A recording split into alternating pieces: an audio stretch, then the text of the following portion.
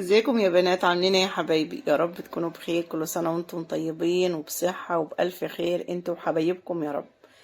اللهم صل وسلم على سيدنا محمد وعلى اله واصحابه اجمعين. كده صلوا عليه يشفع فينا، اللي احنا بنحتفلوا بمولده الايام الكريمة ديت، ونعملوا بقى شوية حلويات للعيال كده نفرحوهم. ولا تقولي لي بقى ايه حلويات جاهزة ولا حاجات من دي خالص. بشوية سكر وشوية مية وشوية جيلاتين هتعملي اجمل شوية حلاوة قشطة. ممتازين يا جماعة، والله افضل من الجاهزة بكتير بكتير. وجربي طريقتي وهاتي كده شوية حلاوة جاهزين وشوفوا الطعم ده والطعم ده، وهتلاقي ديت افضل من التانية بكتير. فلا تقرفي نفسك ولا تكلفي نفسك ولا تجيبي حلاوة جاهزة مش عارفة معمولة ازاي. وشوية حاجات بساط كده هتفرحي بيتك وتعملي شوية حلويات بقى هتدعيلي على الطريقة والله. يلا كده نبدأ ونسمي الله ونصلي على سيدنا محمد عليه الصلاة والسلام ونقول المقادير بالظبط. بس ما تنسوش يا حبايب قلبي تدعموني باللايك والشير والاشتراك بالقناة. بعد كده بقى هنجيب المقادير بتاعتنا: كوباية مية، السكر بتاعنا، عسل كلوكوز، الجيلاتين دي بتجيب من عند أي عطار. الشوية دولت ب5 جنيه. خدت منهم 4 معالق وهنزل عليهم بنص كوباية المية اللي معايا وأقلبهم مع بعض كده. هتلاقي الجيلاتين شربوا المية عادي خالص. اركناه على جنب وهنشوف دلوقتي هنعمل فيه ايه. بعد كده هنجيب حلة برضو ألمونيوم أو طاسة كبيرة ونحط فيها نص كوباية المية التانية ونضيف عليها عسل الكلوكوز. هنضيف قد ايه عسل كلوكوز؟ 4 معالق عسل كلوكوز. لو ما عندكيش غير 2 بس مش مشكله، ولو عايزه تضاعفي الكميه بقى وتعملي صينيه اكبر من كده هتضاعفيها. ولو عايزه تطلعي العسل بسرعه سخني المعلقه على البوتاجاز وحطها في البرطمان طالع معاكي العسل بسرعه جدا. ولو عملت الحركه ديت حطي 3 معالق بس، لان المعلقه تبقى مليانه جامد معاكي. وانا اسيب لكم برده كل المقادير في صندوق الوصف بالكوبايه وبالجرام. بعد كده بقى جبت المج العادي اللي هو موجود في كل بيت وزنه 200 جرام. هتمليه مرتين سكر ابيض، ولازم سكر ابيض. لو سكر اسمر هتبقى الحلاوه غامقه معاك خالص. هترفعوهم على النار بقى وتسيبوهم يغلوا. رفعت بقى على العين التانية الجيلاتين والميه اللي هم حطيناهم مع بعض ونشفوا. اول ما تلاقوهم نشفوا كده ارفعوهم على النار بس كده وسيبوهم بس على درجه حراره متوسطه. لما تلاقيهم بدأوا يعملوا فكاكيع من الجناب كده ادفع عليهم على طول، ما تسيبهمش يغلوا، يفكوا بس من بعض كده. لما يشموا النار الجيلاتين ده يفك معاك. ولو عندك فانيليا هتنزلي بتذكرتين فانيليا على الشربات التقيل ده، واول ما يبدأ في الغليان زي ما انتوا شايفين كده هتحسبي دقيقتين بالظبط يغلب المنظر ده. قبل ما تطفي عليه تاخدي شويه في المعلقه كده وتنفخوا فيهم عشان صوابعك ما ينحرقش، وتختبريهم كده. لو ادوكوا المطه اللي بين الصوابع اللي باينه دي يبقى كده الشربات مظبوط معاكي. ما ادكيش المطه ديت هتسيبيه يغلي كمان دقيقه لان السكر بيختلف عن بعض. خدت الجيلاتين كده بعد ما سيحته على النار وحطيته في البوله بتاعتي. لو عندك بوله استانلس يفضل، يعني ما عندكيش غير بلاستيك عادي خالص. هتضربي الجيلاتين ده كويس قوي المضرب الكهربائي، والوصفه ديت ما ينفعش فيها غير المضرب الكهربائي عشان تطلع ناجحه معاكي وما تاخدش وقت كتير منك يعني تتعبي. بعد كده هنزل بالشربات بتاعي سرسوب شويه بشويه لان الشربات سخن جامد والبلاستيكه ممكن تنحرق، وكمان غلط صحيا انك تحطي الحاجه سخنه جامد في بلاستيك. فانت لو عندك عجان بقى استانلس او عندك حاجه استانلس هتحط فيها مره واحده الخليط ده من غير ما تحط شويه بشويه. بس انا بعملها دايما في البوله البلاستيك ديت وتطلع مظبوطه معايا يعني الحمد لله.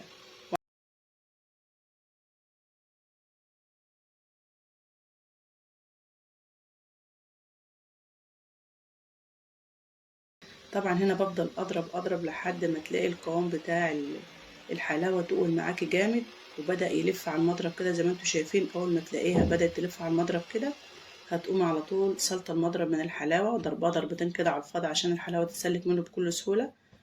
وتقومي بقى جايبه الصينيه بتاعتك وصبه الخليط بتاعك وهو سخن على طول. ما تسيبيهش، لو سبتيه هيمسك معاك، لازم تصبيه وهو سخن.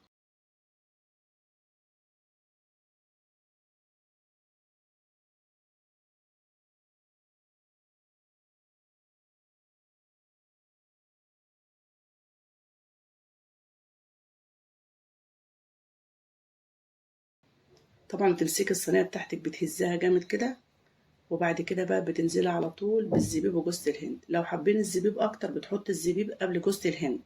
لو حابه جوز الهند اكتر بتحط جوز الهند الاول، لان الحاجه اللي بتحطها تحت هي اللي بتمسك في الحلاوه مباشره. وعلى فكره انت ممكن تحط مكسرات تانية، يعني ممكن تحط عين جمل، فستق، لوز، اي حاجه موجوده عندك تضربها كده في الطحانه وتقلبها على جوز الهند وتغطي بقى الحلاوه تمسك وتبقى طبقه حلوه يبقى شكلها احلى وفيها قيمات غذائيه اعلى كمان. بعد كده بقى لما بتحط كل حاجه فوق الوش كده بتضغط عليها بايدك. ما تخافيش ايدك مش هتلزق فيها خالص لانها معموله بطريقه صح، فمش هتلزق معاكي او بمعلقه. بعد كده بقى هتشغلي عليها المروحه. لو انتوا متعجلين عليها قوي في الصيف هتشغلي عليها المروحه لمده 4 ساعات، بس بلاش تحطها في التلاجة.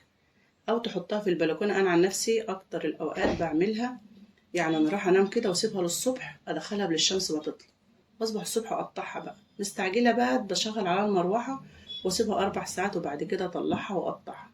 بتقلبها بقى على الحاجه اللي انت هتقطعي عليها، ما شاء الله بتتقلب معاكي بكل سهوله خالص. وبرده لو انت مش عايزه تحطي كيس ما تحطيش كيس، حطها في الصينيه مباشره، بس المهم تدهن الصينيه زيت كويس وتبطنها بجوز الهند، وهتلاقيها برده تطلع معاكي بكل سهوله خالص. انا ساعات بعمل كده وساعات بعمل كده، هتلاقيها بس ماسكه بسيطه كده من عند الحروف، هتمشي عليها بالسكينه المتعصه زيت، هتلاقيها طلعت معاكي بكل سهوله ما شاء الله. شايفين بقى جوز الهند الزياده هتنزل، هتاخديها تشيلها تستعملها في حاجه تانية خالص، مفيش اي مشكله.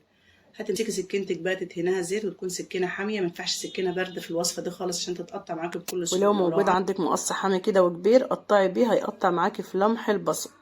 انا طبعا المقص بتاعي كان صغير كده ومعرفتش اصور بيه بصراحه، فمسكت شويه زيت كده ومسكت منديل، وكل ما السكينه يعني تلم حلاوه كده، ارجع ادهنها بالزيت تاني واقطع بقى بكل سهوله. يعني معاكي ده ومعاكي ده.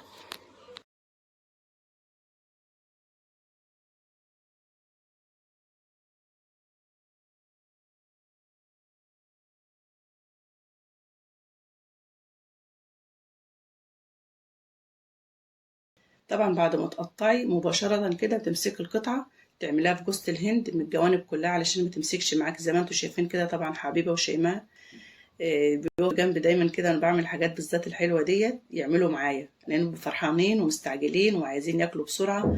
فربنا يبارك لي فيهم يا رب، يبارك لكم في اولادكم، بيبقوا واقفين معايا كده في الحاجات اللي زي دي. فبيمسكوا على طول ورايا كده الحلاوة، يبطنوها بجوزة الهند من كل جنب كده، ويحطها في الصينية على طول وياكلوا بقى بالهنا والشفا. الحلاوة دي يا حبايبي بره الكيلو ب90 جنيه.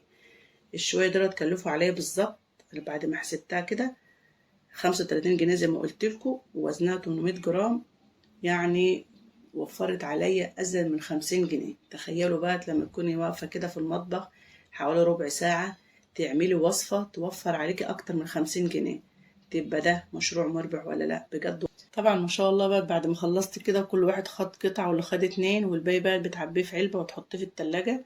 بس بلاش تحطها في التلاجة قبل ما تقطعيها، لو في الصيف حطها في التلاجة، وحتى لو حطيتها بره التلاجة بتسيحش منك ولا بيحصل لها حاجة خالص. ما شاء الله طعمها رهيب. وعلى فكرة يا حبايبي والله عيالي بيطلبوها مني للاتي، بس انا برضاش طبعا لان السكر غلط.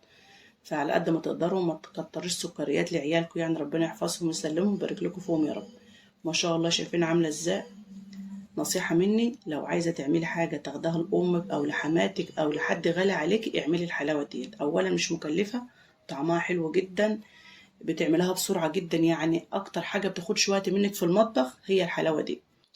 ودايما خلي الجيلاتين ده عندك، لما تروح عند أي عطار هاتي ب20 جنيه ب10 جنيه وخليها عندك، وبيعيش فترة طويلة جدا. كل ما عيالك يطلبوا منك حاجة سريعة كده عشان ما تقفيش في المطبخ فترة طويلة في الحر ده، هتقوموا تعملوا لهم الحلاوة دي. طبعا كل واحد خد قطعة، واللي فاضله قطعة حطيتها له في العلبة وسبتها له في التلاجة.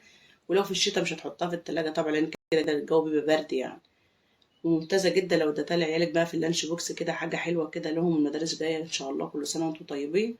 ومفيش أحسن حاجة بتعملها على إيدك، لأنها بتبقى اقتصادية جدا جدا. بتشتريها من بره 3 أضعاف عما تعمليها في بيتك، وبتبقى ضامنة نظافتها. عايزاكي بقى تقومي تتنشطي وتقومي تعمليها كده، تفرحي بقى عيالك، وبإذن الله تطلع ناجحة ومظبوطة معاك. لو الفيديو عجبكم حطوا لايك، وأتمنى الناس الجديدة تشرفنا وتنورنا بالاشتراك. مع الف سلامة.